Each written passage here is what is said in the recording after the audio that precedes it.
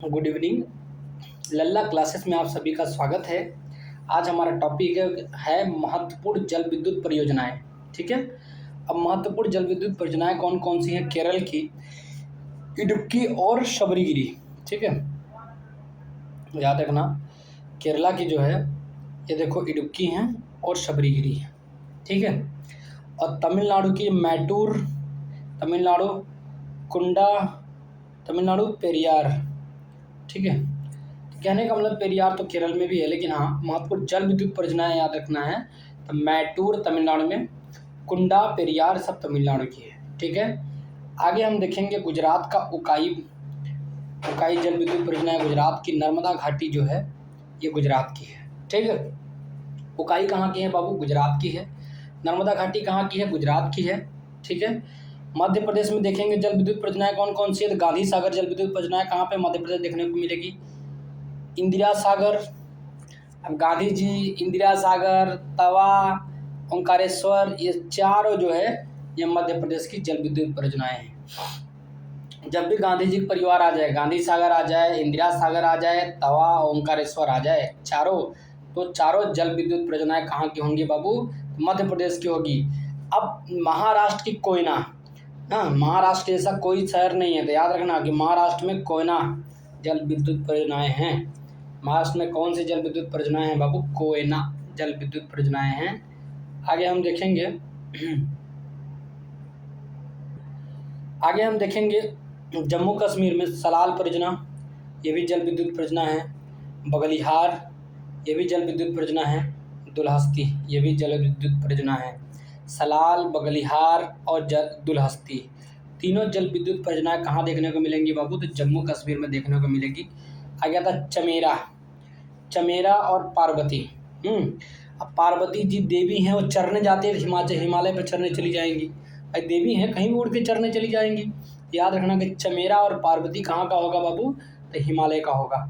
चमेरा और पार्वती कहाँ का होगा बाबू? तो हिमालय का होगा। आंध्र प्रदेश का देखेंगे तो नागार्जुन सागर बांध, नागार्जुन सागर और श्रीशैलम दोनों जो है जल विद्युत परियोजनाएं कहाँ के होंगे? आंध्र प्रदेश के होंगे। नागार्जुन सागर और श्रीशैलम दोनों आंध्र प्रदेश के जो है महत्वपूर्ण जल विद्युत परियोजनाएं हैं। उत्तर प्रदेश का रिहंद और माता टीला। ठीक है, उत्तर प्रदेश का रिहंद और माता टीला ये भी जल विद्युत परियोजनाएं हैं जो कि उत्तर प्रदेश में है। आगे हम देखेंगे वेस्ट बंगाल, पश्चिम बंगाल में एनटीपीसी द्वारा सुपर ताप विद्युत उत्पादन केंद्र स्थापित हुआ है। तो पश्चिम बंगाल में एनटीपीसी द्वारा क्या सुपर ताप विद्युत उत्पादक केंद्र स्थापित है। फरक्का ताप विद्युत केंद्र बोलते हैं इसको। तो फरक्का ताप विद्युत केंद्र जो है ये पश्चिम बंगाल में पहले स्थान पे है।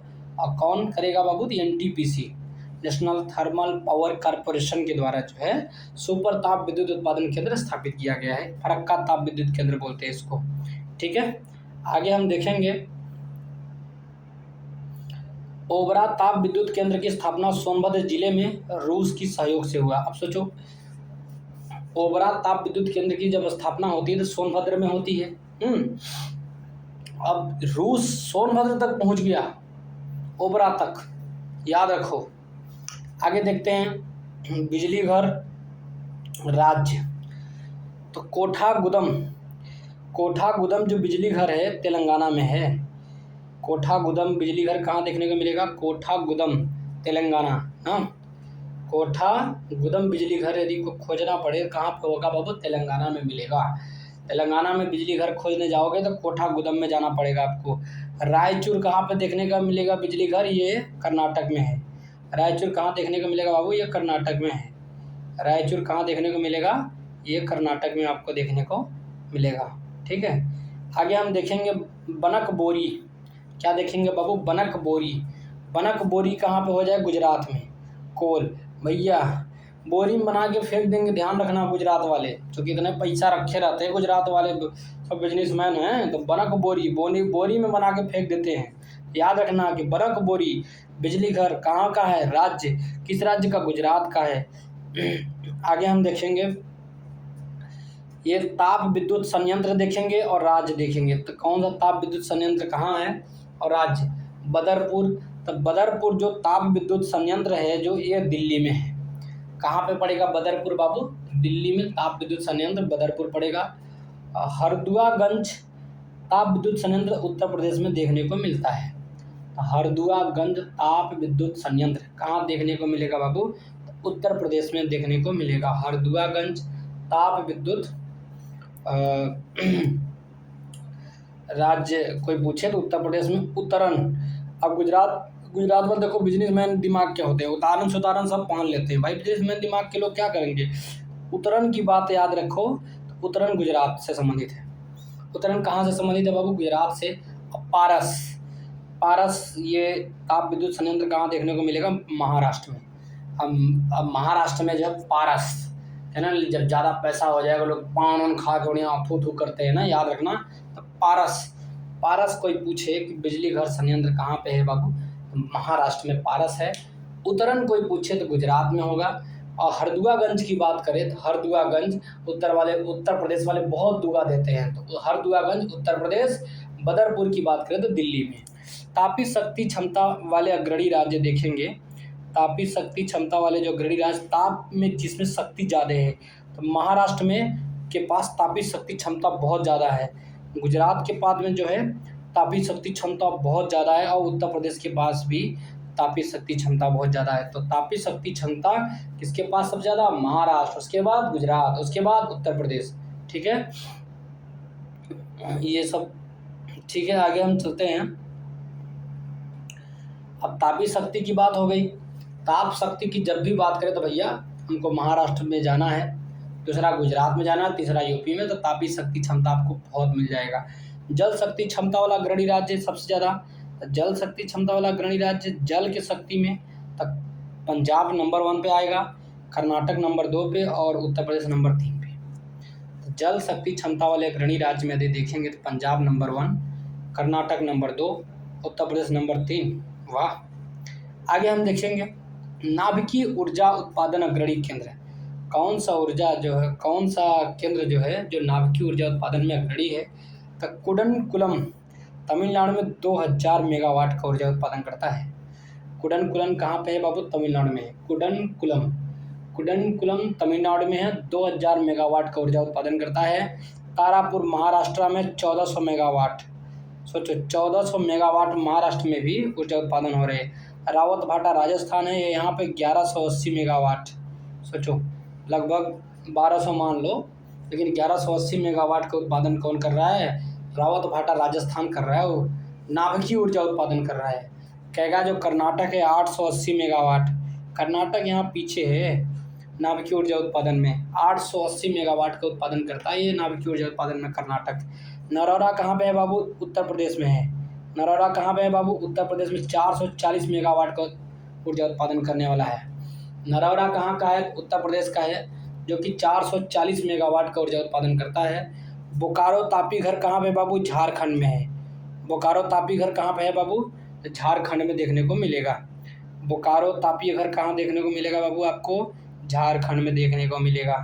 तो अब जब भी कोई पूछे कि बोकारो तापी घर कहाँ पे?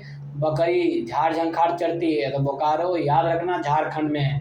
बकरी क्या चरती है? झाड़ झंखाड़ चरती है, याद रखना। बोकारो जो है झारखंड में है।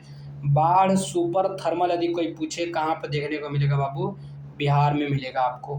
बाढ़ सुपर थर्मल कहाँ पे देखने को मिलेगा बाबू? आपको बिहार में देखने को मिलेगा। पतरातू कोई पूछे ताप विद्युत केंद्र है। पतरातू क्या है बाबू? एक ताप विद्युत केंद्र है। ताप विद्युत केंद्र है पतरातू। झाकरी जल विद्युत केंद्र है। अच्छा, जल झांकते हुए चलता है। जल जो चलता है ना, झक झक झक झक झक बहता रहता है। झाकरी की बात करें तो जल विद्युत केंद्र है ये। कल्पक्कम की बात करें, कल्पक्कम ये तमिलनाडु में है, लेकिन नाभिकीय विद्युत केंद्र है ये। कल्पक्कम जो है तमिलनाडु में है, नाभिकीय विद्युत केंद्र है कोरबा। ये कोरबा ताप विद्युत केंद्र है भैया। कोरबा क्या है बाबू? ताप विद्युत केंद्र है। कोरबा को पूछे, कोरबा में भी ताप विद्युत केंद्र है। कल्पक्कम में नाभिकीय विद्युत केंद्र है, जो कि यहाँ पे नाभिकीय से संबंधित है। झाकरी की बात करें जल विद्युत केंद्र है, और पतरातू ताप विद्युत केंद्र है। बाढ़ सुपर थर्मल कहाँ पे? बिहार में। बोकारो तापी घर कहाँ पे पड़ेगा? झारखंड में। ठीक है। आगे हम चलते हैं, देखते हैं क्या और भारत में प्रथम नाभिकीय ऊर्जा संयंत्र तारापुर महाराष्ट्र की स्थापना की गई 1969 में। भारत में प्रथम नाभिकीय ऊर्जा संयंत्र तारापुर महाराष्ट्र की स्थापना कब करी गई बाबू? 1969 में अमेरिका में की गई थी, अमेरिका के सहयोग से की गई थी। तो सोचो, पहली बार नाभिकीय ऊर्जा संयंत्र लगाया जाता है तो अमेरिका हमारा सहयोग करता है, 1969 में सहयोग करता है। तारापुर महाराष्ट्र में लगाई जाती है, अमेरिका के सहयोग से लगाई जाती है। ठीक है, आगे देखेंगे, भारत में प्रचुर मात्रा में उपलब्ध नाभिकीय ईंधन कौन है? थोरियम। अच्छा, थोरियम भारत में प्रचुर मात्रा में नाभिकीय ईंधन उपलब्ध है, थोरियम। नाभिकीय केंद्र देख लेंगे और राज्य देख लेंगे। केगा कर्नाटक में, दुनिया जानती है। काकरपारा गुजरात, ये भी दुनिया जानती है। आपको भी जानना चाहिए। कलपक्कम मैंने पहले बता दिया कि तमिलनाडु में है बाबू। कलपक्कम कहाँ का है? तमिलनाडु का है। नरौरा कहाँ का है? उत्तर प्रदेश का है। रावत भाटा कहाँ का है बाबू? राजस्थान का है। तारापुर कहाँ का है? महाराष्ट्र। तारापुर महाराष्ट्र, मैंने यहाँ पे बता दिया। तारापुर में पहली जो नाभिकीय ऊर्जा संयंत्र लगी थी 1969 में, अमेरिका के सहयोग से लगी थी। कुडनकुलम कहाँ पे? तमिलनाडु में। मैंने सबसे बता दिया कि 2000 मेगावाट का उत्पादन करता है ये कुडनकुलम। और हरियाणा में गोरखपुर एक केंद्र है। हरियाणा में एक जगह है जिसका केंद्र है गोरखपुर। ठीक है, तो नाभिकीय केंद्र है हरियाणा में। ठीक है ना, गोरखपुर केंद्र में एक हरियाणा नाभिकीय केंद्र है। हरियाणा याद रखना, गोरखपुर केंद्र में एक हरियाणा। हरियाणा राज्य मत समझ लेना, हरियाणा एक जगह है गोरखपुर केंद्र में, वहीं पे नाभिकीय केंद्र लगा हुआ है। ठीक है, आगे देखो बाबू, देखने को कुछ, बताने को कुछ। आगे देखो, थाल गुरु जल संयंत्र। अब ये थाल गुरु जल संयंत्र का मतलब होता है ये महाराष्ट्र में है। थाल, जब थाल जुड़ गया तो अब महाराष्ट्र से समझ जाना चाहिए कि थाल गुरु जल संयंत्र ये कहाँ पे महाराष्ट्र में देखने को मिलेगा बाबू? मनुगुरु भारी जल संयंत्र, ये तेलंगाना में है ना। तो थाल की बात करें तो जैसे ही महाराष्ट्र में आ जाना चाहिए। मनुगुरु भारी जल संयंत्र है तेलंगाना में। हाँ, अच्छा देखो, जल में क्या होता है कि तेल जो है टहलने लगता है, जल में तेल ऐसे ऐसे दिखने लगता है। तो ऐसे याद रखना, मनुगुरु भारी जल संयंत्र की जब भी बात करें तो कहाँ पे हो जाए? मनु ना, मन से तेल तैरता है। तो याद रखना, मनुगुरु भारी जल संयंत्र कहाँ पे देखने को मिलेगा बाबू? तेलंगाना में देखने को मिलेगा। परमाणु ऊर्जा हेतु भारी जल संयंत्र की बात देखेंगे, हैवी वाटर प्लांट, HWP। तो परमाणु ऊर्जा के लिए भारी जल संयंत्र के बारे में देखेंगे तो हजीरा जो है कहाँ पे देखने का मिलेगा बाबू? ये गुजरात में है। हजीरा गुजरात, हजीरा गुजरात, हजीरा गुजरात। याद रखना कि परमाणु ऊर्जा हेतु भारी जल संयंत्र जो लगाया गया है बाबू, हजीरा कहाँ पे देखने को मिलेगा? गुजरात में। बड़ौदा, ये तो देखो अपने से ही बता दिया कि हम गुजरात में हैं। आपको याद रखना है कि हजीरा कहाँ पे है बाबू? गुजरात में। बड़ौदा बता दिया गुजरात में।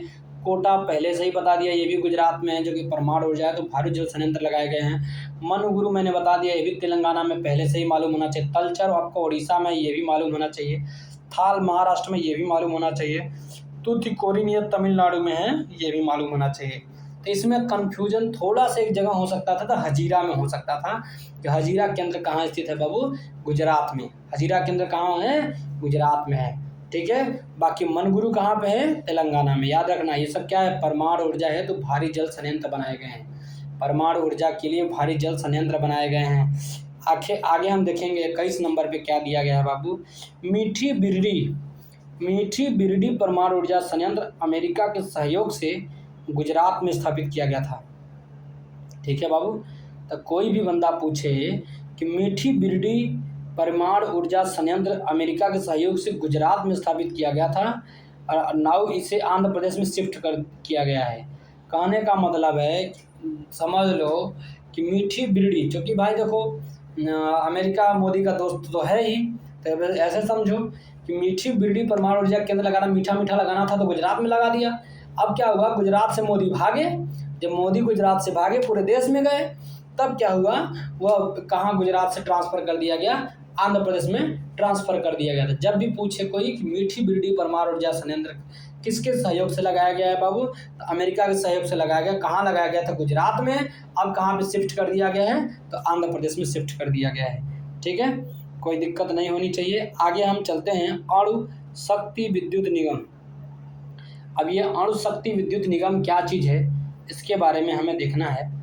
तो अणु शक्ति विद्युत निगम लिमिटेड एनटीपीसी एवं एनपीसीआईएल का संयुक्त उपक्रम है। एनटीपीसी ले लो और एनपीसीआईएल का एक संयुक्त उपक्रम क्या है, अणु शक्ति विद्युत निगम। ठीक है, एक संयुक्त उपक्रम है। एनपीसीआईएल के 51% हिस्सेदारी है, एनटीपीसी को 49% हिस्सेदारी है।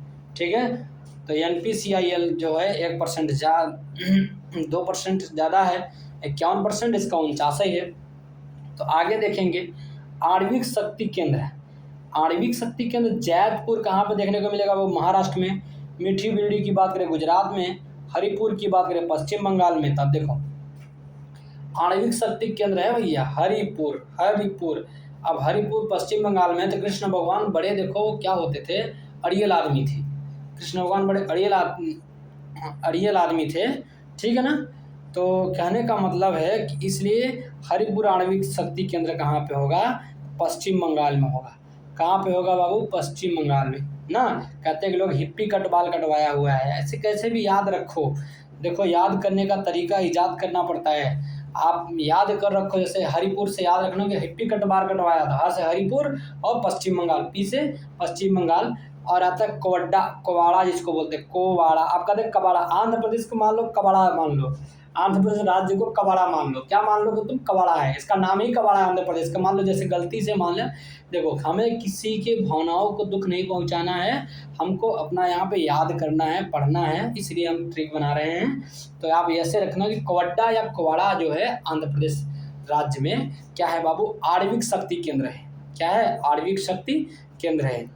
ठीक है, हम किसी की भावनाओं को आहत नहीं पहुंचाना चाहते, क्योंकि हम पढ़ा रहे हैं, बच्चों को समझ में आना चाहिए, इसलिए मैंने थोड़ी कुछ बोल देता हूँ तो उसको माफ़ किया जाए। आगे देखो, राणा प्रताप सागर पर विद्युत गृह स्थापित है कोटा में, राजस्थान में।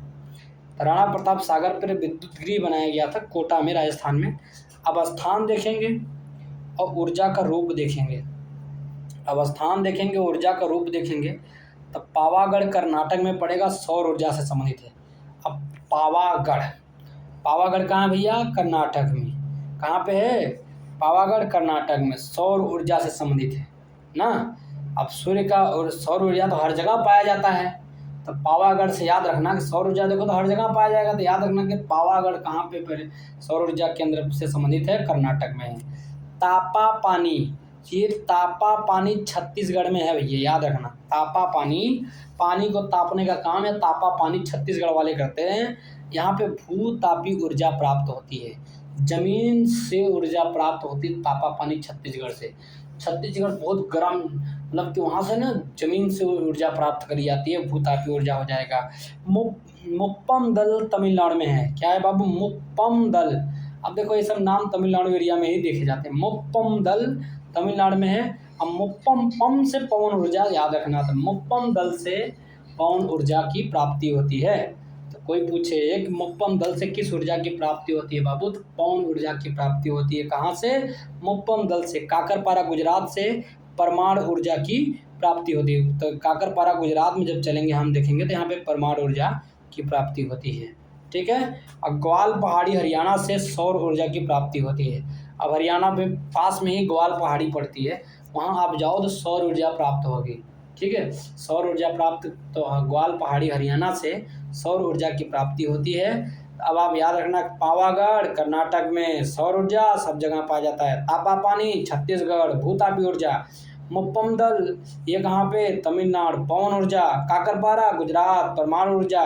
ग्वाल पहाड़ी हरियाणा, सौर ऊर्जा।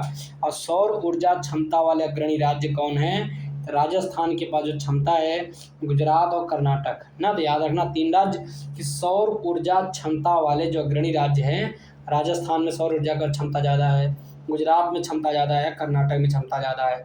आगे देखेंगे, पवन ऊर्जा के लिए सतारा महाराष्ट्र प्रसिद्ध है। पवन ऊर्जा के लिए कोई पूछे, सतारा महाराष्ट्र प्रसिद्ध है। ठीक है, अब मुप्पदम तमिलनाडु भी पवन ऊर्जा के लिए प्रसिद्ध है। ठीक है, पवन ऊर्जा क्षमता अग्रणी राज्य है तो तमिलनाडु में मैंने बता दिया कि मुप्पदम है, मुप्पदल है एक जगह, और गुजरात में भी पवन ऊर्जा और कर्नाटक में भी पवन ऊर्जा। तब पवन ऊर्जा क्षमता अग्रणी राज्य में तमिलनाडु, गुजरात और कर्नाटक। ठीक है, और सौर ऊर्जा में भी कर्नाटक आते हैं, गुजरात भी आते हैं। आगे देखते हैं, क्या कहा जाता है बाबू कि भारत में सर्वाधिक ज्वारी शक्ति उत्पादक तटीय क्षेत्र खंभात तट गुजरात में है। वाह वाह, भारत में सबसे अधिक ज्वारीय शक्ति उत्पादक तटीय क्षेत्र कोई पूछे, ज्वारी शक्ति की जब भी बात करें तो खंभात का तट याद रखो गुजरात में। आगे ज्वारी ऊर्जा के दो प्रमुख संभावित क्षेत्र हैं, देख खंभात का तट है, दूसरा कच्छ की खाड़ी है। पूर्व नाम कैम्बे की खाड़ी बोलते हैं ना, पूर्व नाम क्या था उसका, कच्छ की खाड़ी को कैम्बे की खाड़ी पहले नाम था। तो दो ऐसे जगह हैं जहाँ पे ज्वारी ऊर्जा के दो प्रमुख संभावित क्षेत्र हैं, एक खंभात का तट है, दूसरा कच्छ की खाड़ी है। पहला क्या है बाबू, खंभात का तट है, दूसरा क्या है, कच्छ की खाड़ी है। आगे चलते हैं हम, देखो शर्माओ मत भैया, बड़ा ध्यान से सुनो, शर्माने से कुछ नहीं होगा। अब जब जलेबी में उलझ ही गए हो तो क्यों न चाशनी में डूब के मजा लो, ठीक है। 31 दिसंबर 2022 के आंकड़ों के अनुसार महाराष्ट्र सकल विद्युत स्थापित क्षमता से प्रथम स्थान पर है। कहने का मतलब है ये 31 दिसंबर 2022 को आंकड़ा आया था ये, ठीक है ना। क्या है कि महाराष्ट्र सकल विद्युत स्थापित क्षमता से प्रथम स्थान पर है, ठीक है।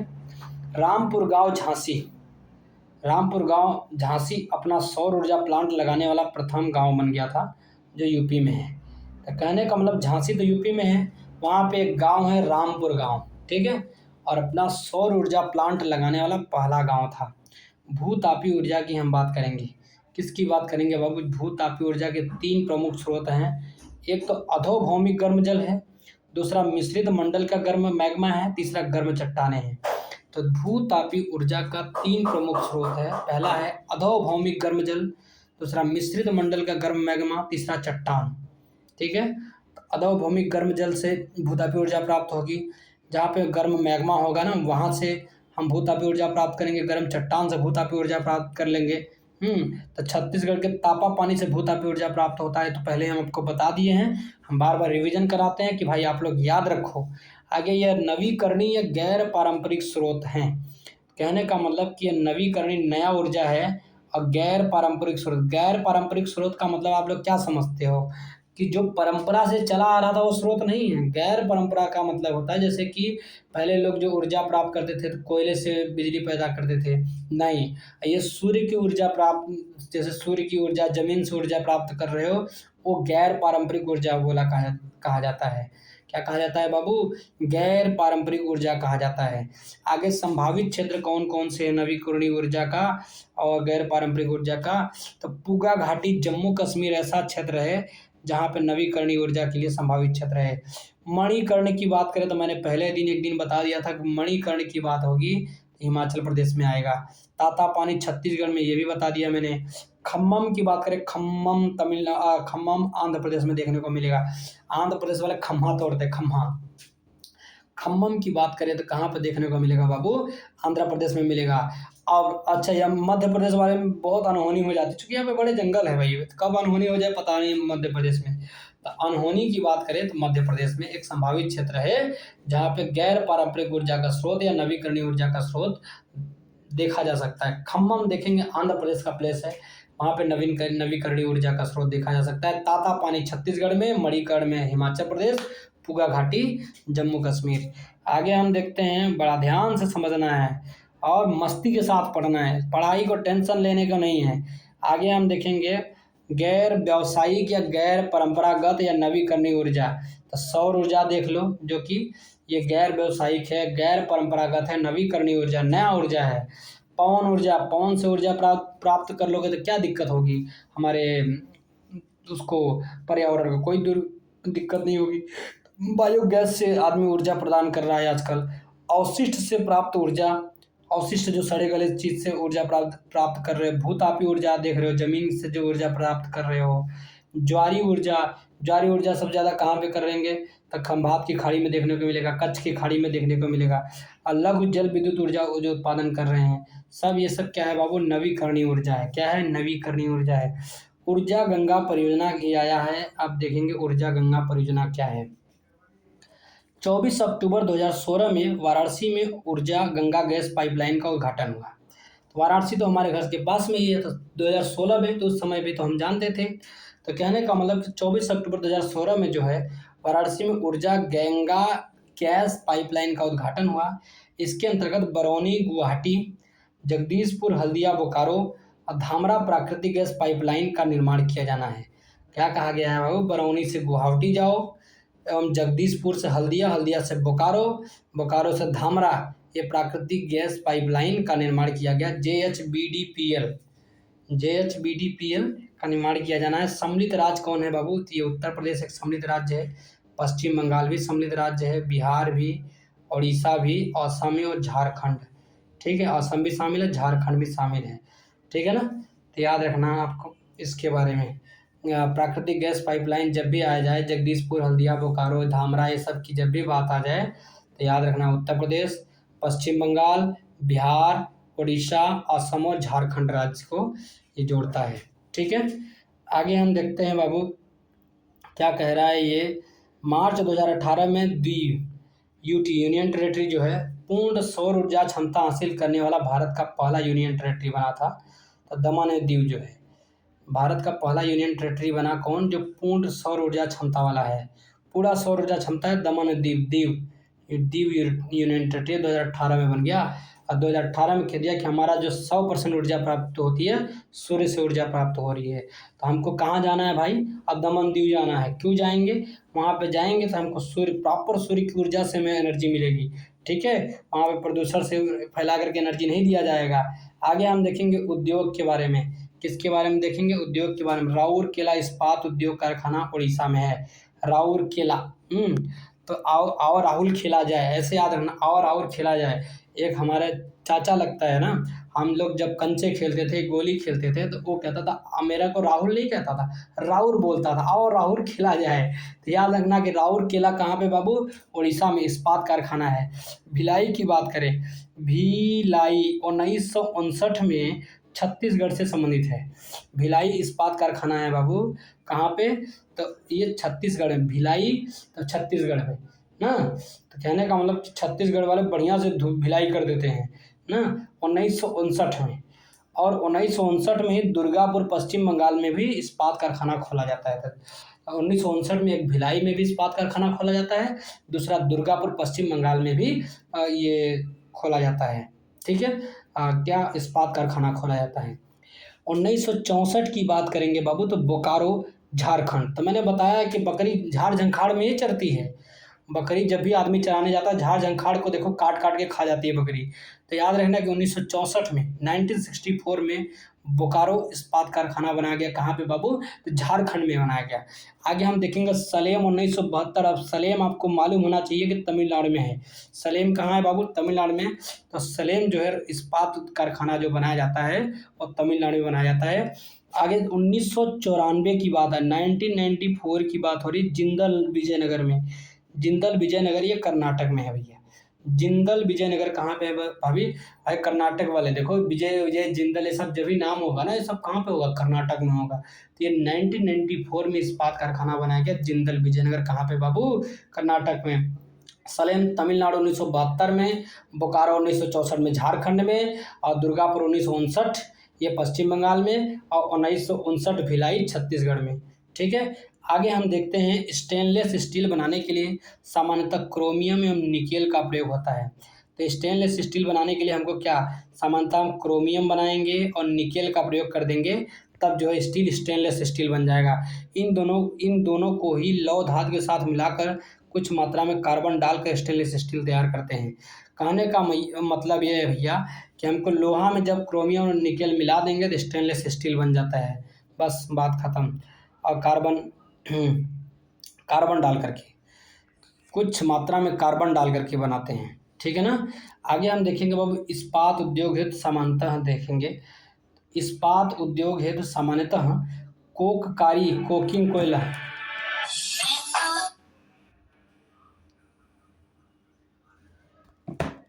क्या मिला बात है,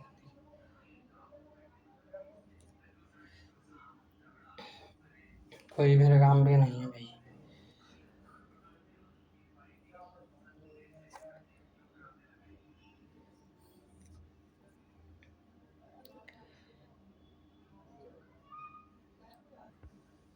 कहने का मतलब ये है बाबू, इस्पात उद्योग हेतु सामान्यतः जो है कोककारी कोकिंग कोयला का प्रयोग किया जाता है, जिसे ऑस्ट्रेलिया से आयात किया जाता है।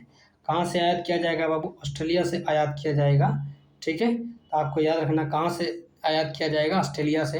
तो कहने का मतलब कि कोकिंग कोयला का प्रयोग किया जाता है कोककारी इस्पात उद्योग के लिए, जिसे ऑस्ट्रेलिया से आयात किया जाता है।